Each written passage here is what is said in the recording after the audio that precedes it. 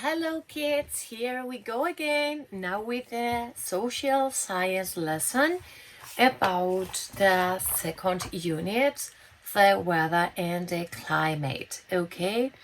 Remember that in the last unit we studied on weather, that it was the atmospheric conditions for 2 or 3 days, and there were 3 weather factors: the temperature, the air temperature, the precipitation, and the wind. Okay, now we are going to study the climate. Okay, remember that climate was the weather, but in a long period of time. Okay, yes, not for 2 days, for 1 year, another year, another year, another year, in a specific area of the world. Okay, so what we have, I wanted to move on to your social science book, and I want you to move on to page 16 as you have in here. We have the 3 factors for the climate. Okay, as far as we have three weather factors: air, temperature, precipitation, and wind. We've got 3 factors for climates. We have latitude, we have altitude. Here the difference: latitude, altitude, and distance from the sea. I'm going to explain to you these 3 factors to make you understand how they affect climates. Then, secondly, I'm going to explain to you, I'm going to represent with this ball the earth. I'm going to explain to you about seasons and about how latitude affects to the earth climate zones that you have in here. I know that you have already worked on these pages, but I hope that now with these explanations you can understand it a little bit better. Again, I remind you that you have my email, and if you don't understand something, you can ask me, you can send me your questions, okay, and I will try to explain them again. So let's move on to the climate factors. And what is latitude? If you read here, it says the sun's rays are stronger when they are closer to the equator. When we are farther from the equator, it gets colder. Let's understand why this happens. Imagine this is the Earth, okay?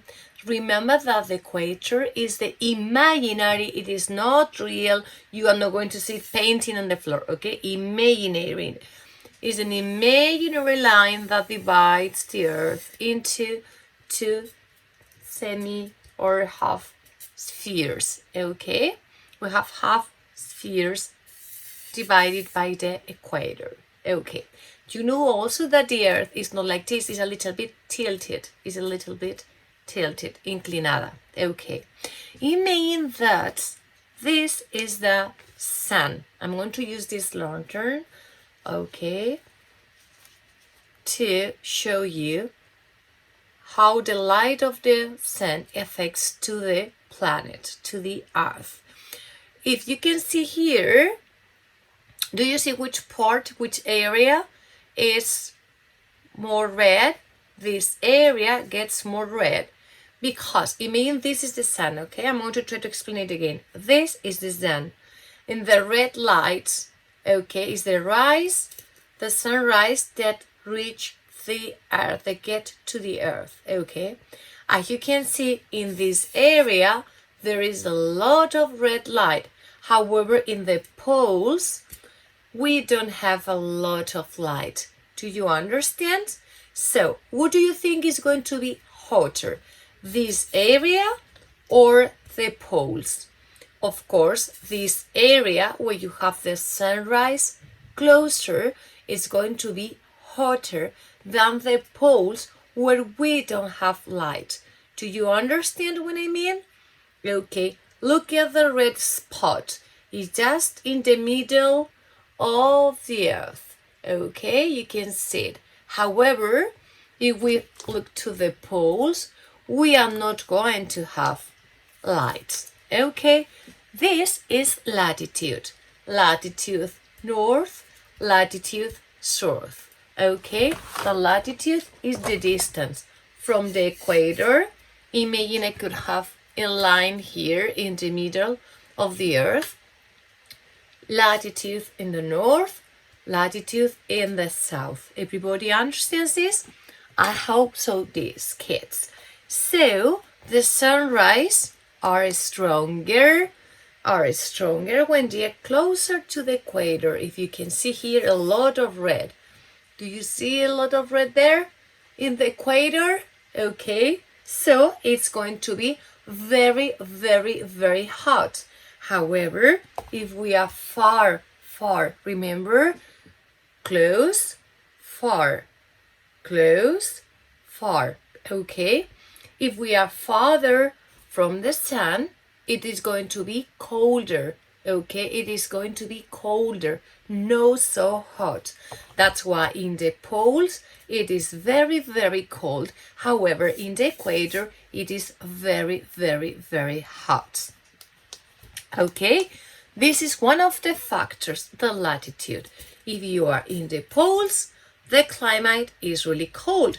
If you are in the equator, the climate is very, very hot.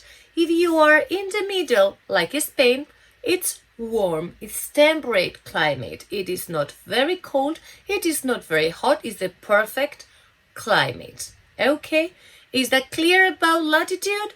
Perfect. So now let's move on to altitude. Altitude, the second factor, okay? It says altitude.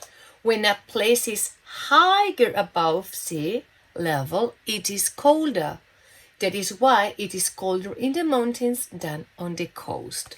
So, you know that here, the real surface of the earth is not like this. We will have little mountains, okay?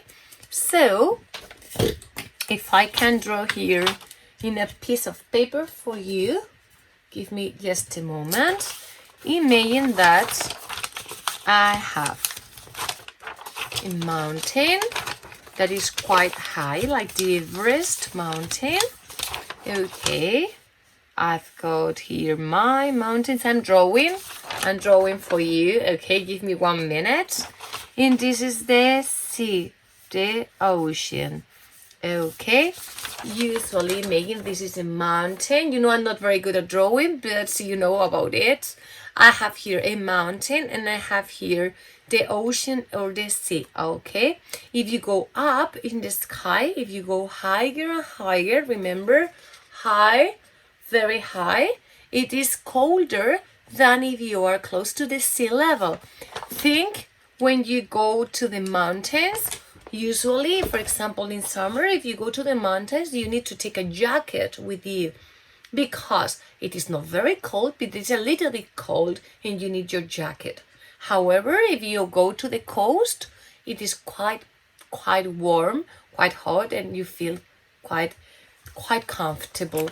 Okay, so the second factor is this: the higher you are, the colder it is. The lower you are, the warmer or the hotter it is.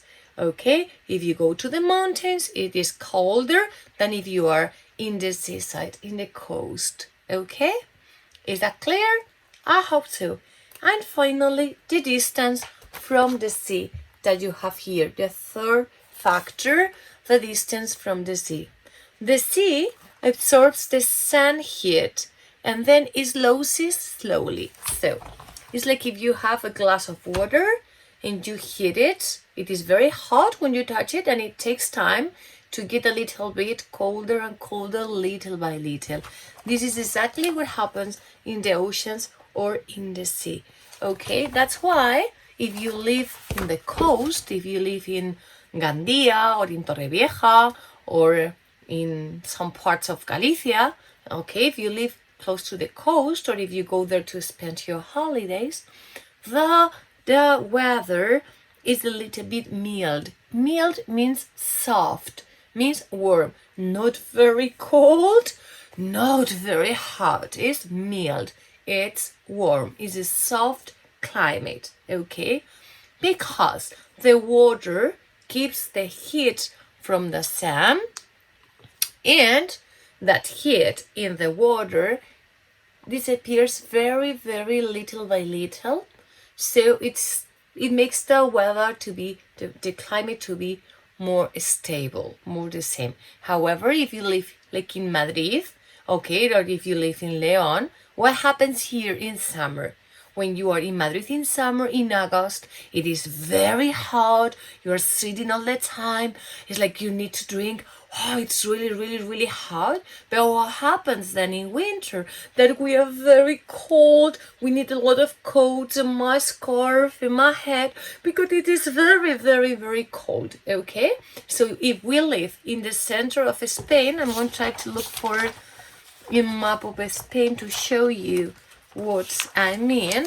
Okay, imagine here your map of Spain. Remember that Madrid is here in the middle, and it is very far, far, far from the sea. What happens here in summer? It is very, very hot, but in winter it is very, very cold. However, if you live close to the sea, like in Barcelona or in Valencia, in Murcia, or in the north of Spain, the weather is a little bit better. It's not so cold in winter and it's not so hot in summer.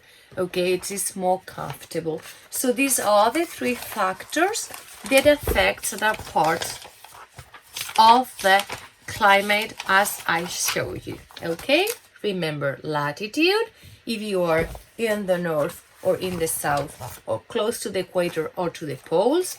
Remember the altitude if you live in a mountain very high or if you live close to the sea level.